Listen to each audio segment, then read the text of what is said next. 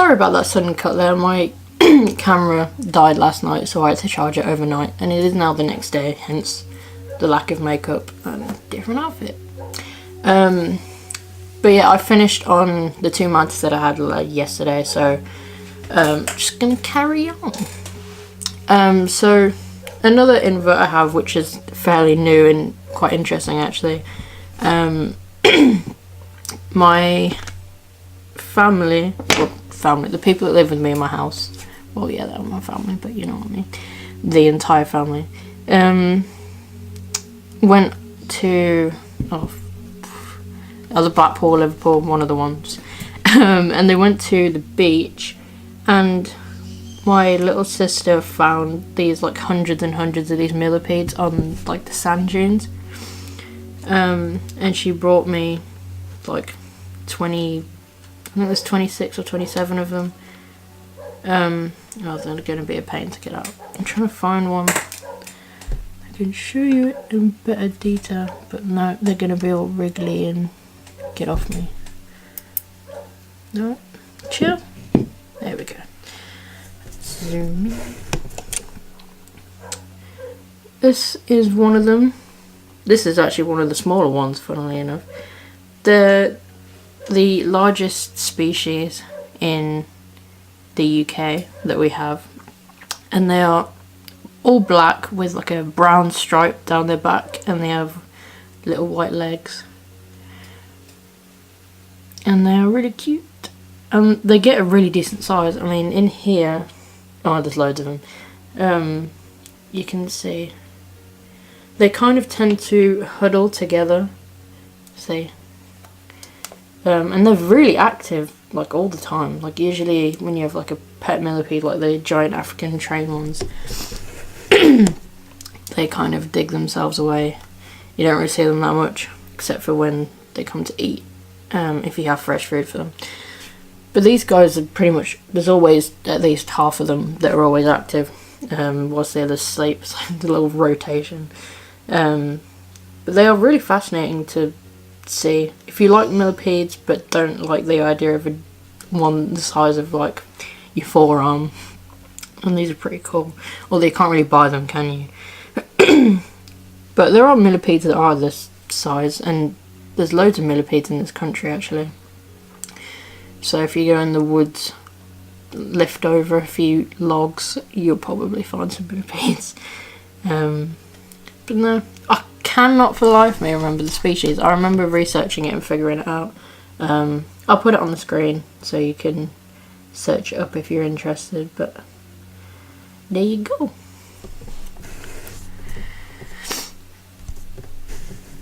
The millipede.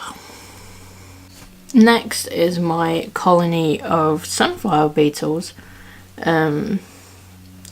which I don't know how I'm going to be able to show you because these guys do not like being handled, and when you try to handle them they pee on you, and oh my god does it stink, and I swear the smell stays on your hands forever. Yes, there we go. Stop focusing on the leaf, thank you. There's a couple there. They live in this big tub which is half filled with like, it's a big mixture of the Arcadia forest mix, I believe it's called, because I had loads of bags of it left over when I was building my chameleon enclosure. It's got loads of wood in it, leaf litter, bits of cork bark, all sorts of random stuff I just threw in there. And they get a jelly pot and a bit of fruit every so often in the week, and it's quite cute watching them all march over to it, and the way they eat is just really funny. I'll see if I can get one out. Please don't poop on me, I will cry. Okay, instead he's going to hold on for dear life. Come here. Oh, that didn't work. Surprisingly though, these guys can actually fly, but they rarely ever do, except for late at night when you're trying to sleep, and you'll hear zzz, smack, zzz, smack, because they're not very good at flying. Okay, this guy is going to hold on to this leaf for the... oh, never mind. Just put that there a sec. they have a really strong grip. But there you go. All some beetles kind of look the same, except for slight varying differences, like that black patch there. Sometimes can be more of a red colour than a black colour. I don't know what, like, depends. Oh, sorry. I don't know what decides. There you go. That they will be this shade of colour, but I don't know. They are labelled as like the easiest beetle species to own and breed, which I will find out. I raised these guys as grubs, like feeder grubs that you can get for like larger reptiles. So they're about that big, I think. I got 10 of them, and I separated them all into tubs, and 8 of them turned into beetles. The other 2, I don't know what happened. They like disappeared out of thin air. Obviously didn't make it for whatever reason. But these guys are all perfectly happy and friendly, and they are really cute. And I love their little antlers. I say antlers, I mean antenna, sorry. It makes them look like they do have antlers. They look like a little cow. It's funny, they're cute. And if you get a really good look at their face, they have really big eyes for the size of their face, which is also really cute. I have some photos of it, so I'll also put that on the screen. But yeah, I pretty much think this concludes all of my insects or inverts. I've quite a... oh no, isopods. Can't forget about the isopods and cockroaches. So we'll get on to that next. Now this part of the video is going to be a bit different because I have a big drawer system of other insects, and it would be difficult to keep pulling them all out and trying to find one to show you. But on top we have 2 species of porcelain cockroach. There is one right there. I will not open the lid because they are the fastest creatures on the planet. There's another one in here, but I only have 1 adult and I have no idea where it is. It likes to hide within the food substrate. It's the same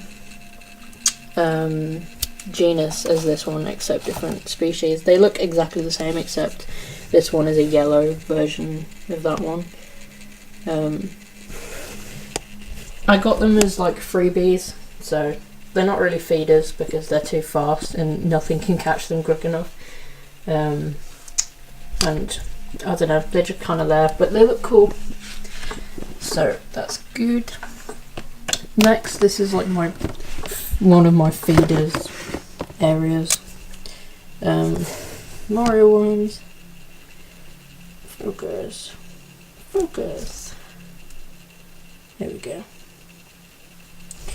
And Darkling beetles or Mealworm beetles. They have finally started producing. So there are actually mealworms in here. There you go. Let's see if you can see them. There's a tiny little one. There you go. So that's great, because I did in there, I need to clean that out, but I did have a massive colony of mealworms and they all turned into beetles, so I had to separate them. Next is my first species of isopod, which is the Porcellio, laevis, or dairy cow. They are pretty skittish. Oh, there's one.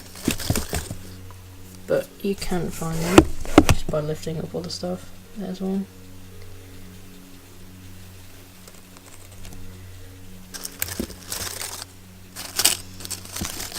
There's another one.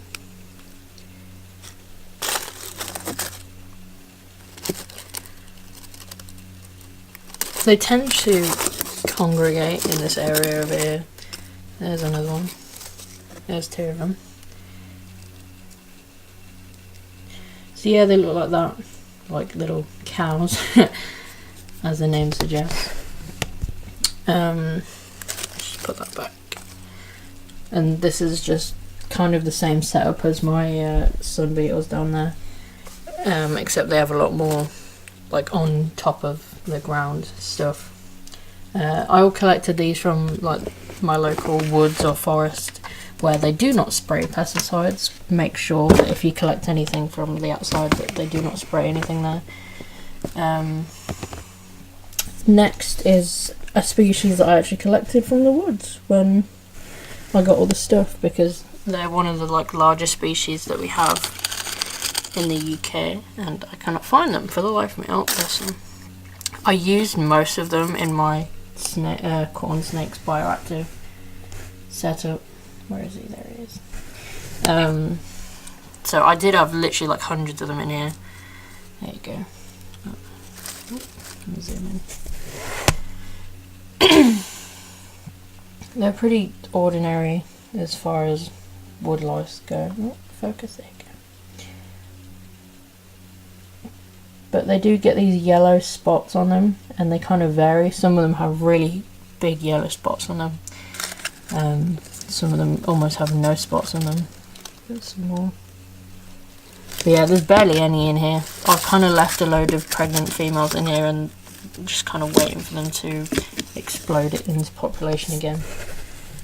But yeah, like I said, the rest of them kind of went in there because I needed a lot of woodlice for that setup. My next species, I'll just move my light over, is the Armadillidium maculatum, the zebra pillbug, and of course they ran away. They were all out when I moved the thing. There we go. There's one. There's another one. There's another one. They are super cute. Oh, there's some springtails, look. And that is a random species that shouldn't be in there. Oh, that's one of the ones that I got from the woods that were in there, because I transferred some wood over and obviously I missed that woodlice. It's fine, they won't harm each other. But yeah, these guys are thriving. I started off with quite a small little colony, and one of the colony was a pregnant female, but now they've just kind of boomed. And there's loads of them in a corner down there, look, that's cute.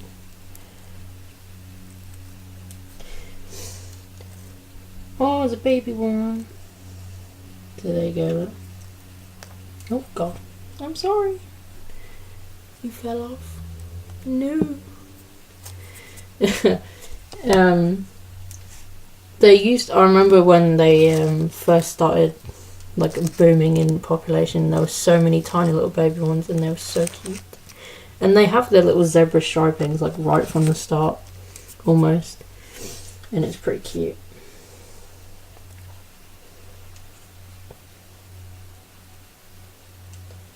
But yeah, that's them.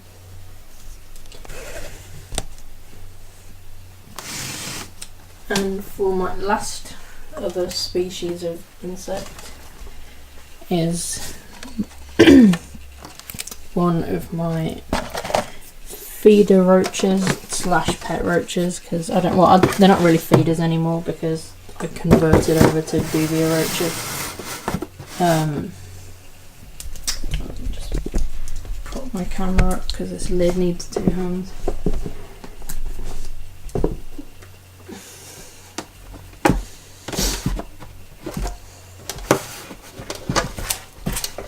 There we go. Now these are going to be, oh there they are. They tend to all huddle together, as you can see.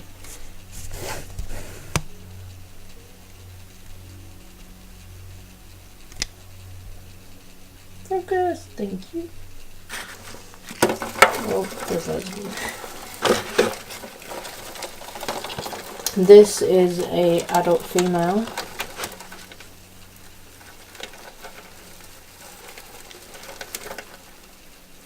The only real difference between the males and the females physically is the males, as you can see here, have those 2 yellow spots on their head.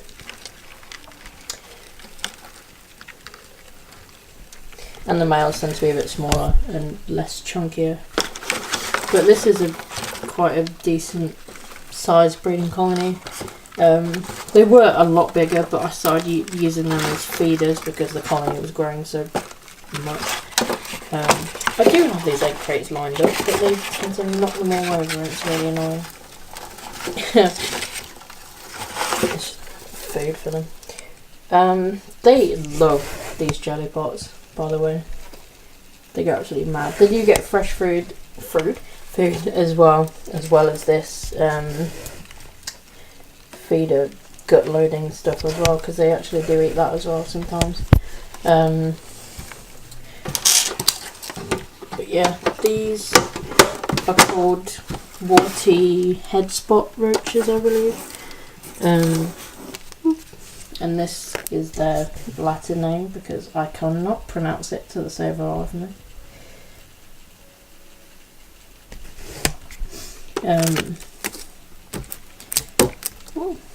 But this is the Colombia variation of that species as well, as you saw on the label, which I don't really know what that means. But there you go, and that concludes all of my inverts. I do have some more feeder insects down under there, but they're not really pets, so there's no point showing them. So yeah, next I'll get on to my reptiles. So to start off with my reptiles, well, I only have snakes for now, but this is my ball python Thor, who I've had for a few years now, since he was a tiny little hatchling. He's quite a small ball python, to be fair. I don't know if it's just because he's a male, but here he is. He's just a normal ball python, no fancy morphs in there, but I love him still. He's quite shy at first, and then he does not stop moving.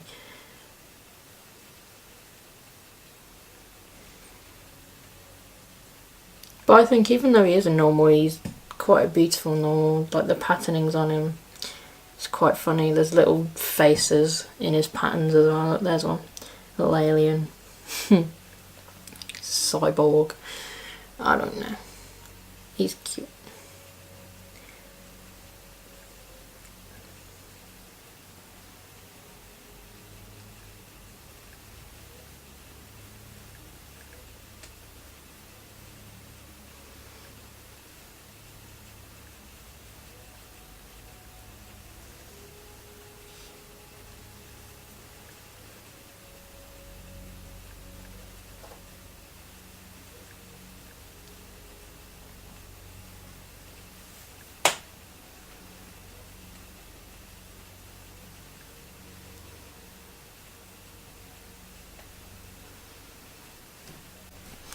Now this is one of my 2 hognose snakes that I have. This is my female anaconda het snow. So she is a little fancy morph. Not too fancy, but she is a little baby, as you can see. I got her at the IHS show last year, and she doesn't look like she's grown if you imagine it, but she was literally like half the size when I got her. And she is very moody. She does not like being picked up. Obviously when you first get her out, she goes mad doing the whole if you know hognoses. They pretend to be like a little cobra, and they will puff up their face and they will pretend to strike and hiss at you, and it's really funny. They will also spray poo at you, which is not funny, and it stinks. And if all else fails, they will flop over onto their back, stick their tongue out, and pretend to be dead, which I've never seen her do. And it doesn't really happen that often, but it is quite cute.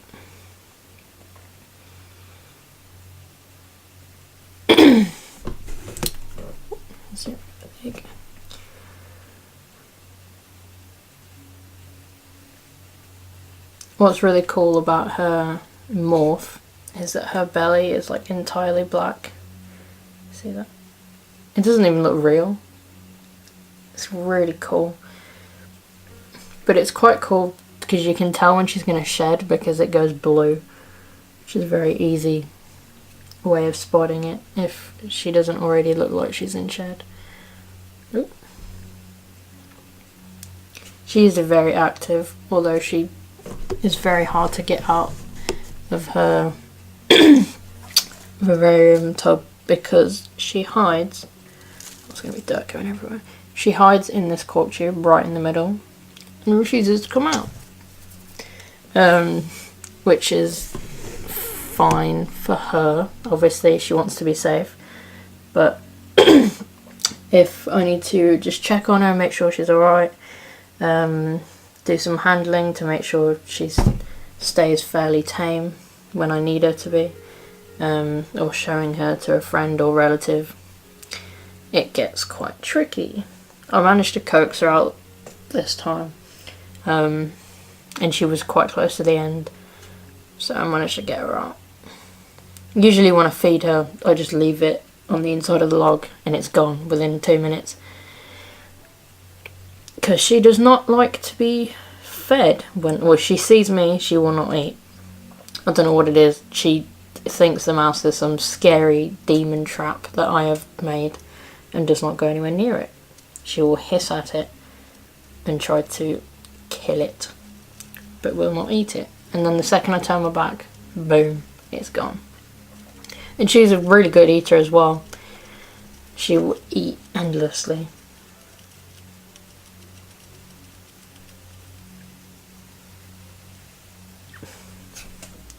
But yeah, that is her. Just put it back. There you go. Next is my other hognose, who is currently digging a big hole right now, but I can get him out. Here we go. Chill. Oh, he's in a weird mood. This is my normal. He doesn't have a morph, he's just normal male hognose. His name is Marvel. Oh yeah, the female is called DC. Yeah, inventive names, I know. But I just thought it was really cute. As I already named this one Marvel, and I didn't know what to name her.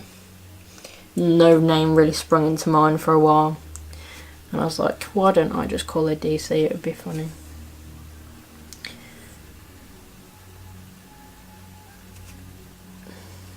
But this is him, the angriest looking snake.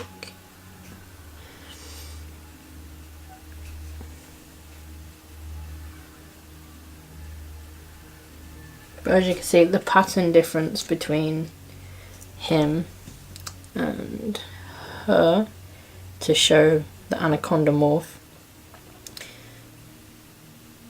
there's a lot less patterning going on, and her belly is all black, whereas his belly is checkered like that, which still looks pretty cool in my opinion. But yeah, he has more of that like saddle patterning going on, and it's really consistent all the way down, whereas anacondas have like blotching going on, little spots rather than saddles. And if you breed two anacondas together, you get what's called a superconda, where their whole body is patternless. They will have like a blank colour and that's it.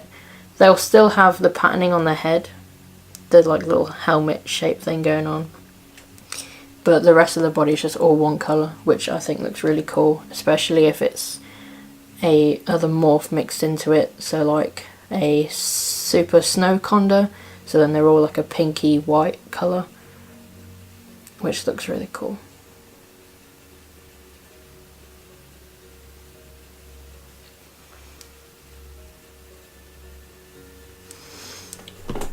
But yeah, that's my 2 hognoses. Now this is my pride and joy. He's the oldest pet that I have, and he is 11 years old this year. I got him in 2008 and he was a tiny little baby. So I've had him for about almost 11 years now. Let's get him around my shoulder. No, stop. He is a anery mask corn snake, and he's at the minute in shed. You can kind of, no you can't. There's like a bluey tint to his scales. There you go.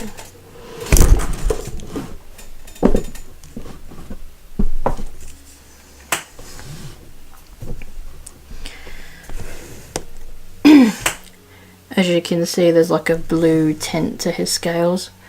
There you go. It shows he's in shed. So he's all tangled in my hair. I'm not going to handle him for too long. But he's never really had an issue. He still eats and does everything while in shed. He's never really been a problem.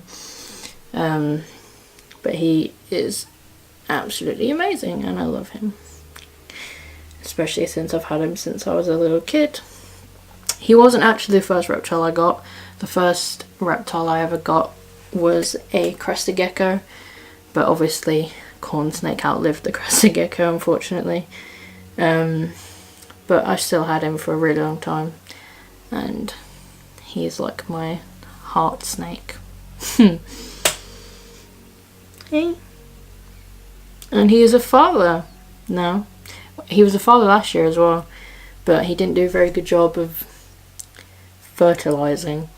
So the eggs that my female laid were mostly infertile, and the 2 that were not infertile didn't make it, unfortunately. But he is a father again, as his female, who I will briefly show you, laid eggs yesterday. And there are, from what I can see, because I left her overnight so that she could keep laying if she needed to, and the incubator is arriving today, because I knew she was pregnant, but I didn't think that she would drop this quickly, so I ordered it the other day and it's arriving today, so I'll be able to transfer them then. But yeah, from what I can see, she laid around 18 really good eggs. I didn't see one bad one when I peeked into the nesting box, which is really good, and I'm very excited. And congratulations, you're a father at 10 years old. Wow. So yeah, I'll quickly show you the inside of her nesting box so you can kind of see her, and you'll be able to see the eggs as well, but it'll only be for a few seconds, as I don't want to stress her out too much, even though she has done laying, but she's probably exhausted from laying that many eggs. So yeah, I'll probably insert some photos or things of her as well, so you can see a bit more of her in different lighting. But yeah. So here is the lay box. I just moved it to the front of the vivarium so we could get some lighting. I'm just using my phone as a torch. But underneath this moss is her eggs. Here's her face. I'm sorry, baby. Don't worry, I'm not hurting you. So this is the mother. She is a hypo lavender motley. As you can see, her patterning is very different to his. Rather than the usual like saddle pattern, she has little spots that go down her back. and she has this beautiful pinky grey colour. And her eyes are bright red, which is what shows the hypo in her, because normal lavenders have black eyes. However, as you can see, kind of there, she has red eyes. I'm just going to move my torch a bit. There you go.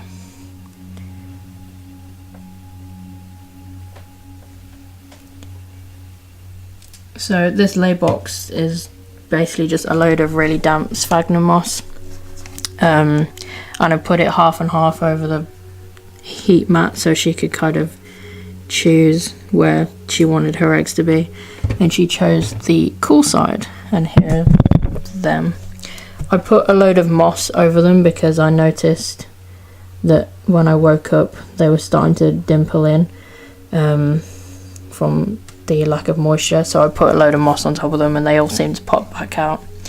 Obviously this is just temporary because the incubator is arriving later today, and as soon as it does I will be moving them, but she's doing an amazing job of keeping them warm with her body. She's a great mama, aren't you? So yeah, that's all my all I can say about her really. Oh, actually, I have had her for about 3-4 years now.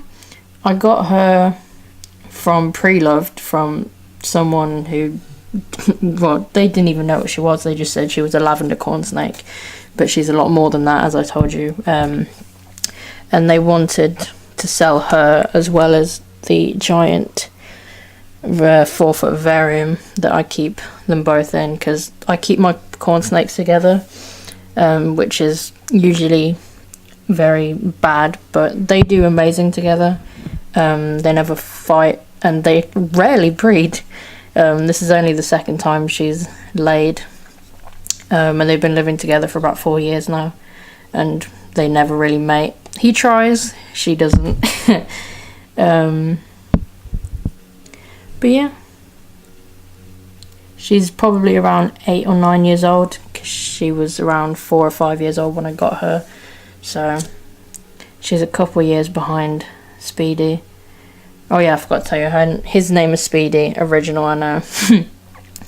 But I was like 7 years old when I named him, so don't judge me. Her name is Amethyst, because of the coloration of her, obviously.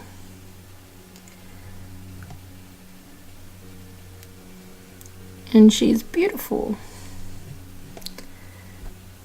Last but not least is what I'm the most proud of, physically anyway. And this is my baby panther chameleon setup, who is not yet with me.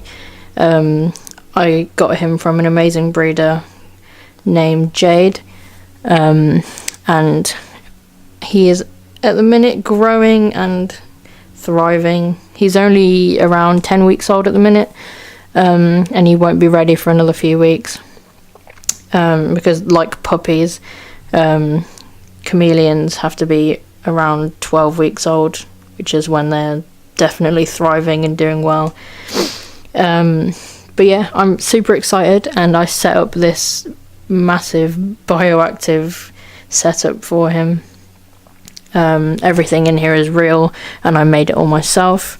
You can see the drainage layer there, substrate, leaf litter, there's moss, there's all sorts of wood lice and springtails and other cleanup crews in here. You can see there's a bromeliad there that's just flowered. There's some orchids. There's a big peach orchid here. This is the same plant, it just has 2 stems. Here's a pink dwarf orchid that's growing off the background. There's some air plants in here. There's one big stringy noodly one there. There's one there. There's one up there. There's a little star plant in the background over there. There's all sorts going in here. There's a big umbrella, well, I say big, it's only a baby umbrella plant, they get so much bigger. Some bromeliads, a lace leaf.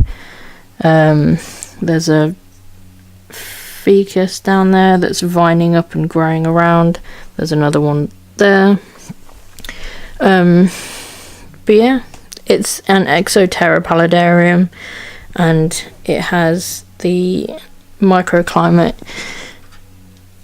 thing controlling it.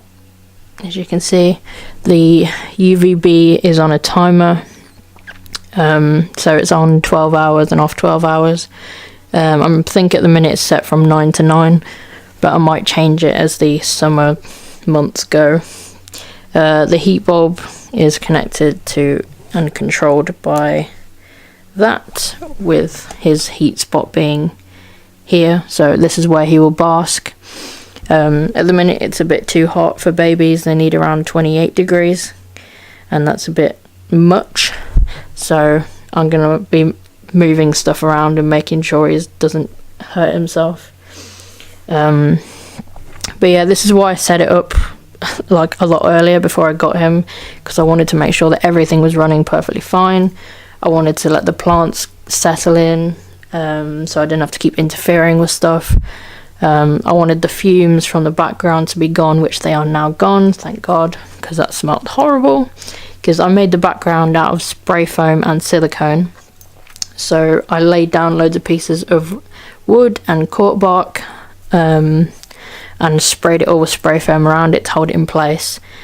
And then once that dried, I then carved it into the shape that I desired, and then used silicone to stick loads of dirt and moss. And there are still patches where it fell off, which really annoys me, but luckily I used brown silicone, so it's not that obvious.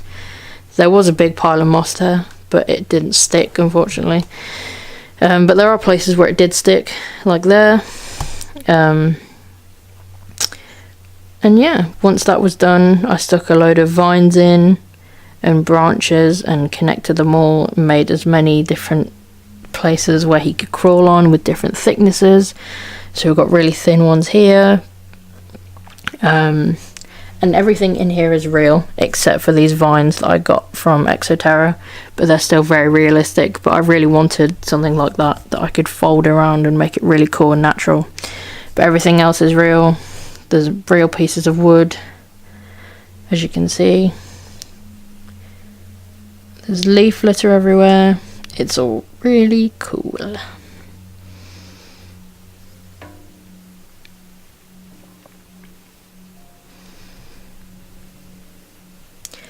And I will do a video on him when he arrives. If I didn't already say, he's a male ambilobe panther chameleon. I'll insert some photos on the screen of him as of now.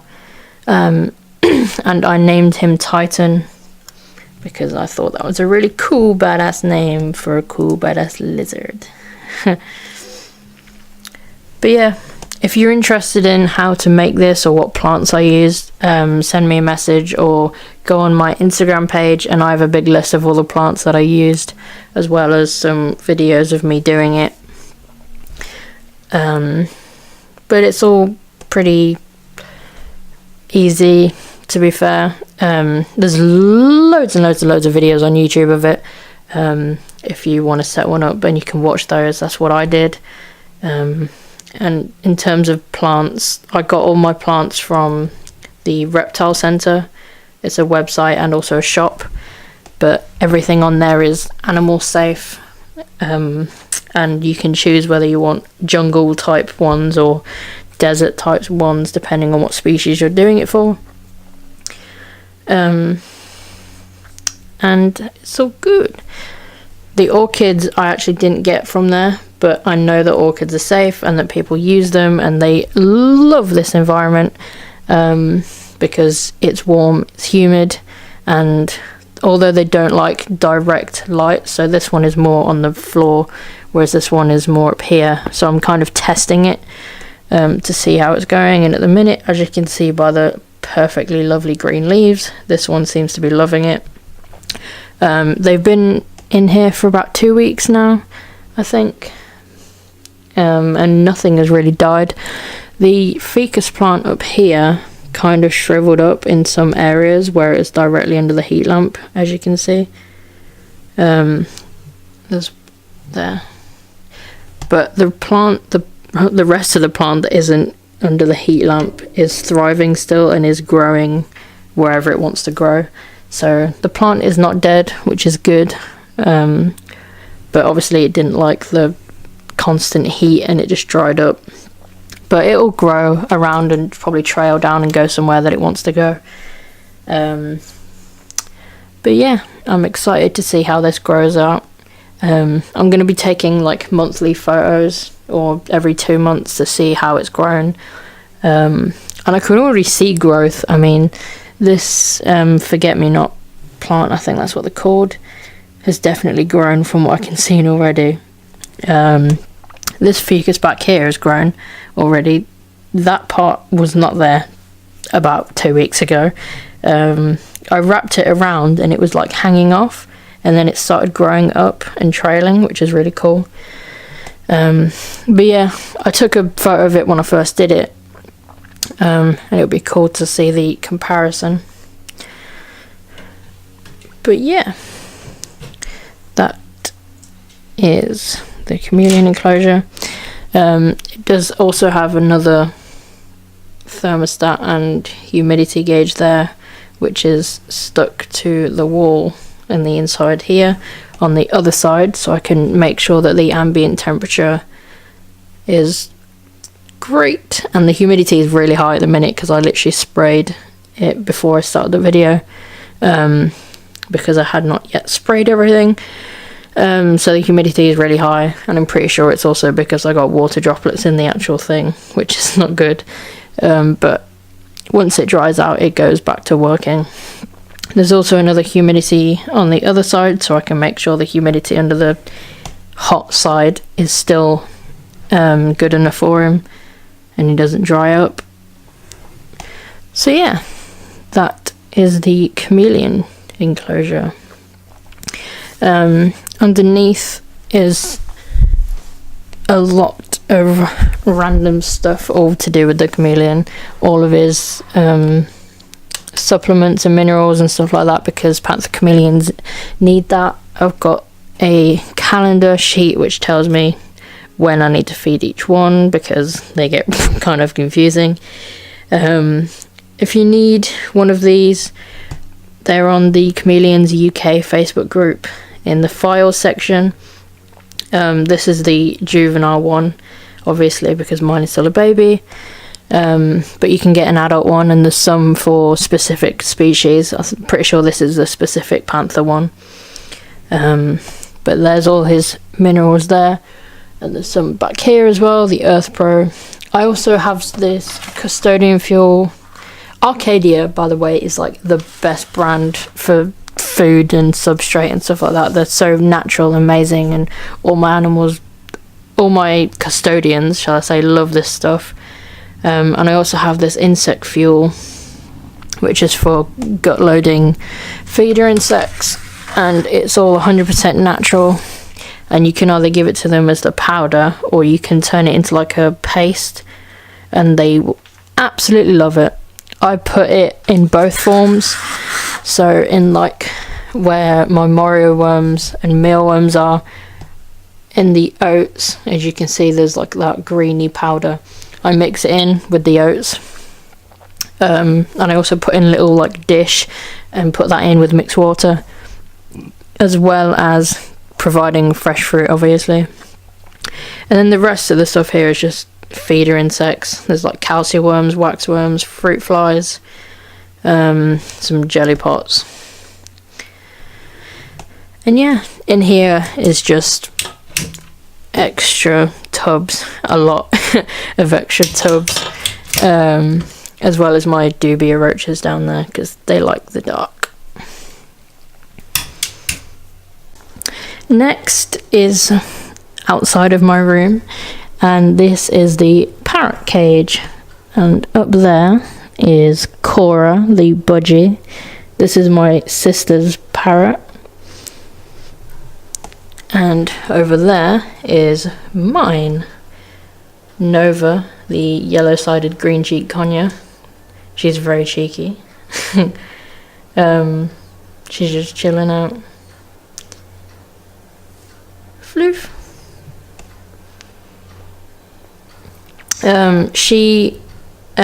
I got as a parent-reared aviary bird, but I managed to tame her because she luckily was only a little baby, and she is now a friendly girl. She sometimes has her moments where she doesn't want to go anywhere near me, like right now. She's hiding on the other side. I think it's the camera. She's never seen it before, so she's scared. But yeah, whereas Cora here is actually hand-reared, although she is evil and hates everyone for some reason, and always has. She's a very nippy one. But if you have lettuce, she is your best friend. I don't know why, she's obsessed with lettuce. But yeah, that's the birds. Next is my favourite doggo in the whole wide world. This is Sky. She is a almost 2-year-old blue male border collie. I got her for my birthday, and she is amazing. Hey,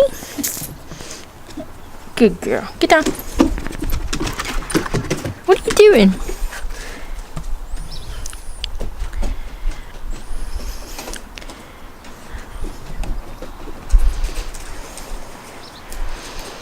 She absolutely loves that ball. Hey, Sky! Sky! What are you doing? Come here. No. She's very intelligent, except when she's in play mode, she will not listen to anything, or literally will not listen to anything you say. Naughty! And I do have another dog named Harry, who is a teacup Maltese, but he is currently upstairs with my parents.